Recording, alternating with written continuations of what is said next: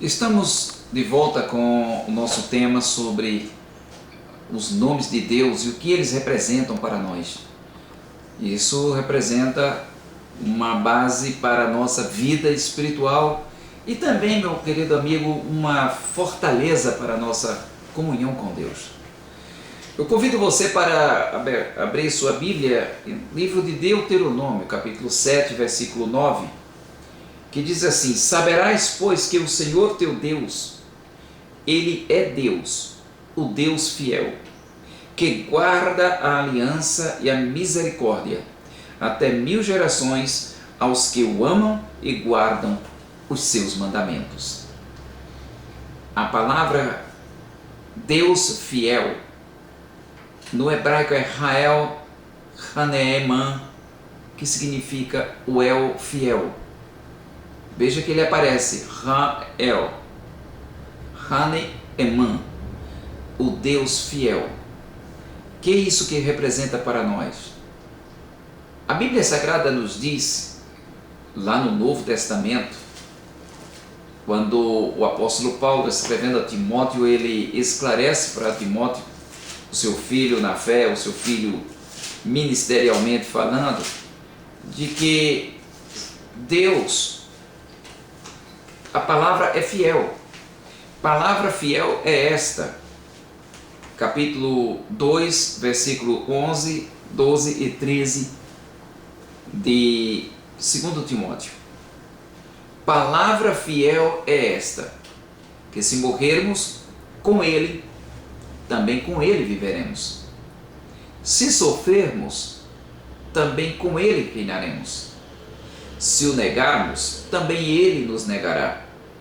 Se formos infiéis, Ele permanece fiel, não pode negar-se a si mesmo. Afinal, a fidelidade de Deus é um dos atributos essenciais da sua própria personalidade, da sua própria capacidade de Deus. Nós somos infiéis. Muitas vezes dizemos: vou fazer tal coisa, tal hora, ou eu vou deixar de fazer isto, e sempre voltamos para o erro. É aquele que está tentando deixar de fumar, é aquele que está tentando deixar de fazer joguinho no computador ou no celular, é aquele que está viciado em programas ou talvez até pornografia ou outras coisas. Sempre a infidelidade, ela faz parte do ser humano decaído, porque somente a graça de Deus na nossa vida é que nos faz ficar firmes na sua vontade e na sua palavra. Mas a palavra de Deus diz que Deus, Ele é fiel. Se formos infiéis, Ele permanece fiel. Nós vamos pagar pela nossa infidelidade. Podemos até, se não nos humilharmos, se não recorrermos ao Senhor, se não voltarmos aos seus caminhos, nós podemos pagar muito caro pela nossa infidelidade. Mas a vontade de Deus para nós é que nós sejamos fiéis a Ele, e nessa fidelidade a Ele estará a nossa vitória. Há outro nome de Deus, Rael Hagadosh, o Deus Santo, ou El Santo, ou El Kadosh. É a maneira como Deus se revela através da sua palavra. Nós podemos observar isso constantemente na Bíblia Sagrada. O Deus que é santo, a santidade de Deus. Em Isaías, por exemplo, no capítulo 5 e o versículo 16, nós podemos encontrar essa expressão. Mas o Senhor dos Exércitos será exaltado em juízo, e Deus, o Santo, será santificado em justiça. Nós encontramos também uma expressão bíblica nas epístolas de Pedro, acerca do santo, da santidade de Deus, da maneira como Deus é santo e como Ele quer que nós sejamos santos. Aí disse, por exemplo, em 1 Pedro capítulo 1 e versículo 15, disse assim: mas como é santo, aquele que vos chamou. Sede vós também santos em toda a vossa maneira de viver, porquanto escrito está: sede santos, porque eu sou santo. Essa expressão está também em Levítico capítulo 11, versículo 44. Então, nós entendemos aqui que o nome do Senhor, o El Santo, o El Kadosh, ele significa aquele que é santo, ou El Santo, ou Deus separado, santificado. Quando o Senhor Jesus ensina a oração através do Pai Nosso, ele disse: Pai nosso que estás nos céus, santificado seja o teu nome, venha o teu reino, e seja feita a tua vontade, assim na terra como nos céus. Então nós encontramos aqui algumas coisas características que o próprio Senhor Jesus, ele fala acerca do Deus que você vai chegar-se a ele para orar, para buscar a sua vontade e para buscar a sua direção. Primeiro, Deus está nos céus. Segundo, que Deus, ele é santo, e santificado seja o seu nome. Não deve ser um nome em que você deve estar correndo para um lado, para o outro, brincando com o nome de Deus e dizendo Deus isso, Deus aquilo. Não, o nome de Deus não pode ser vituperado, não pode ser pisoteado, não pode ser criticado. É como o sangue de Cristo, que foi derramado no Calvário para a remissão dos nossos pecados, para perdão dos nossos pecados. E tem gente que por qualquer coisa diz: sangue de Cristo tem poder, sangue de Jesus tem poder. Não faça isso. Você está mexendo com coisas santas. Deus não se deixa escarnecer, aquilo que o homem semear, isso também se fará. Então a palavra de Deus disse que o Eu Santo, o El Kadosh, ele é o nosso Deus, em que servimos, em que adoramos, e ele também é um Deus fiel. Uma outra coisa, como o Deus Salvador de Israel é El Emet, que quer dizer o Deus da verdade, o El da verdade. No Salmo 31:5 também fala sobre isso, e Deuteronômio, no capítulo 32, versículo 4, está escrito acerca desse nome.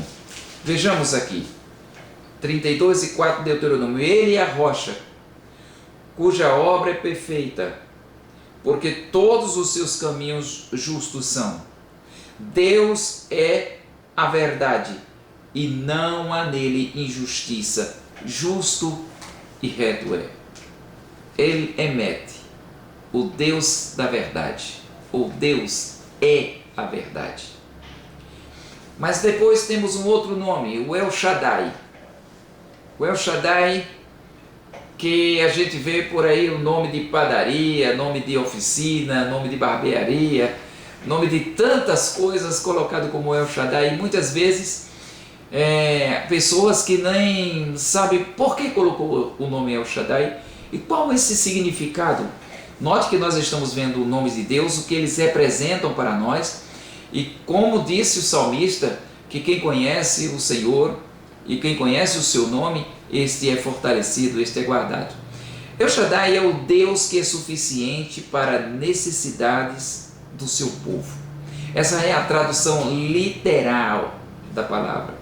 É o Deus da abundância, o Deus que não somente manda, mas ele manda muito. É o El Shaddai.